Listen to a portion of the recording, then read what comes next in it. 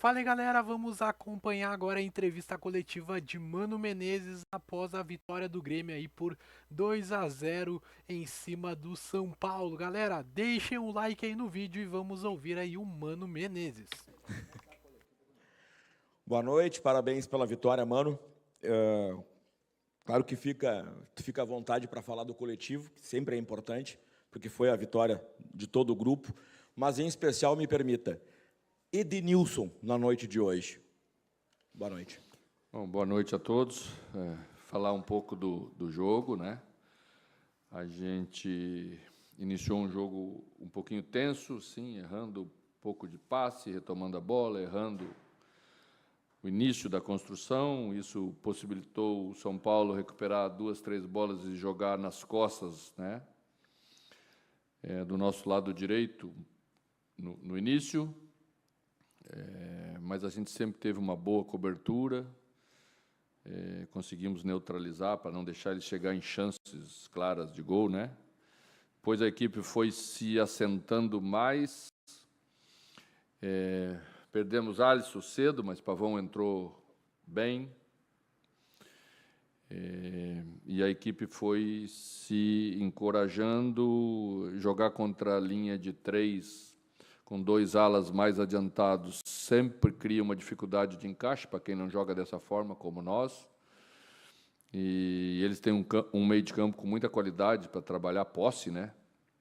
A gente tem que ter paciência para induzir o lado, para depois fazer uma pressão para tentar retomar essa bola. Quando a equipe entendeu isso, se acalmou, a gente foi melhorando.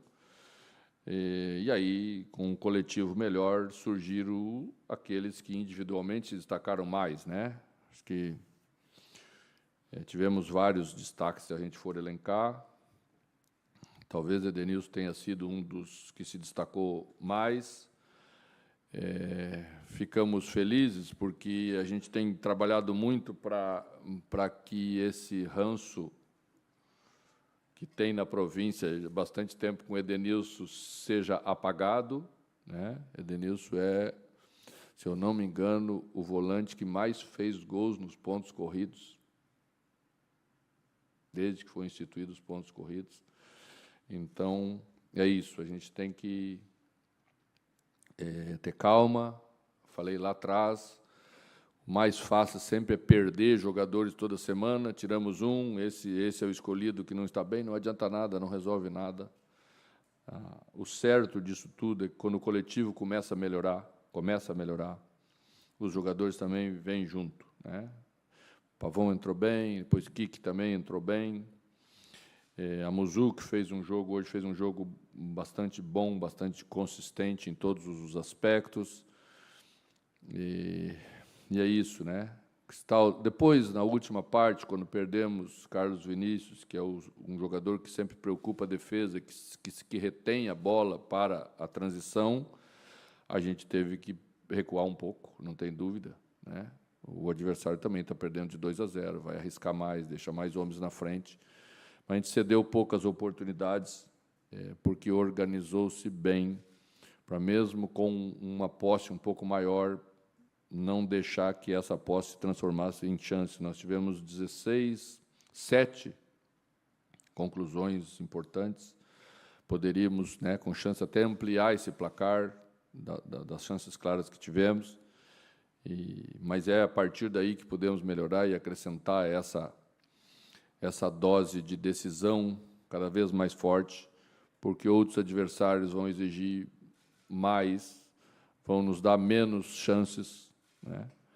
E a gente tem que ter um aproveitamento que, mesmo assim, construa vitórias, como a gente teve a competência para construir hoje. Mas a equipe está muito de parabéns, o torcedor que veio nos ajudou bastante, o campo está maravilhoso para jogar futebol, tem que dar os parabéns para quem, né? Aliás, hoje à tarde, né, tivemos um momento muito importante do Grêmio nos últimos anos, que é o retorno da arena para o clube.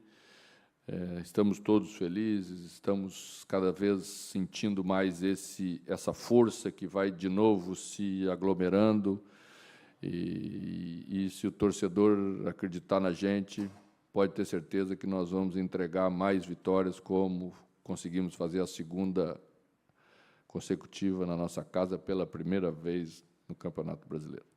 Mano, boa noite. O sistema de defesa hoje também foi destaque, né? Você citou que o time conseguiu, em determinado momento do jogo, ficar bem seguro.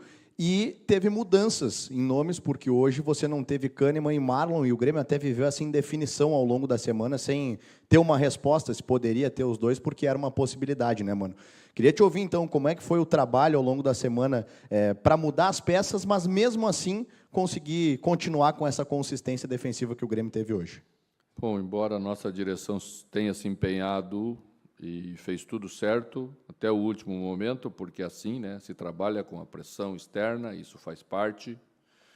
É aí que falo que todos estamos juntos. A gente sempre entendeu que a possibilidade era difícil de se concretizar. A gente trabalhou sempre com Wagner e sempre trabalhando com o Estevão. A gente confia em todos, eles já fizeram jogos aí importantes. À medida em que o time vai melhorando, a entrada deles também passa a ser mais natural. Ambos fizeram, né, um jogo muito bom, muito sólido na parte defensiva. Anteciparam bolas importantes para roubar e executar a transição. A bola do pênalti foi uma antecipação de Estevão aqui, quase na nossa frente. Wagner fez no primeiro tempo duas, a equipe esteve bem posicionada para poder ser agressiva nos momentos que deveria ser agressiva, e acho que esse é o caminho da nossa evolução. Mano, aqui, boa noite.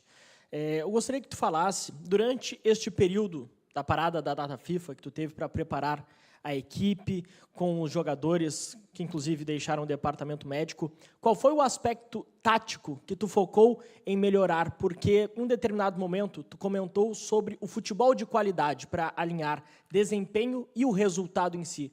E hoje nós conseguimos ver isso, esta consistência defensiva que tu mencionou, mas também o Grêmio criando muitas oportunidades. Durante esta parada da data FIFA, qual foi o aspecto tático que tu focou, mano, para melhorar a equipe?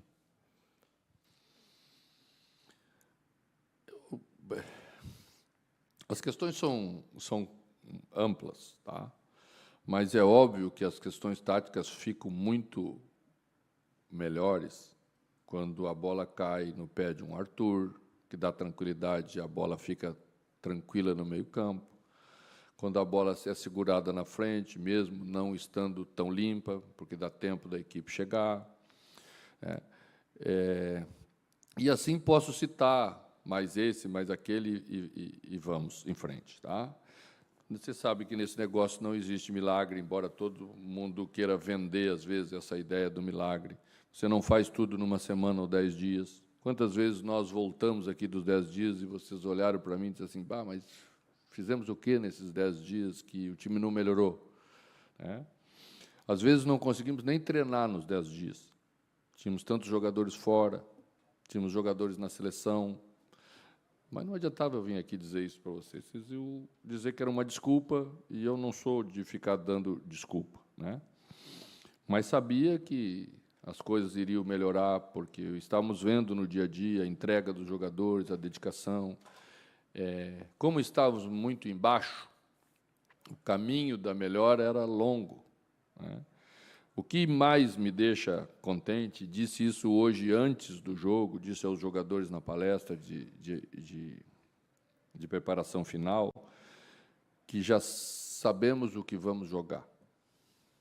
Várias vezes entramos para o jogo sem saber o que nós íamos jogar, porque não tínhamos segurança de muita coisa, porque sabíamos que íamos oscilar muito dentro do jogo. Esses jogos grandes, e esse é um adversário que exige bastante da gente pela qualidade de jogo que tem, você não pode oscilar muito dentro do jogo, porque isso custa muito caro.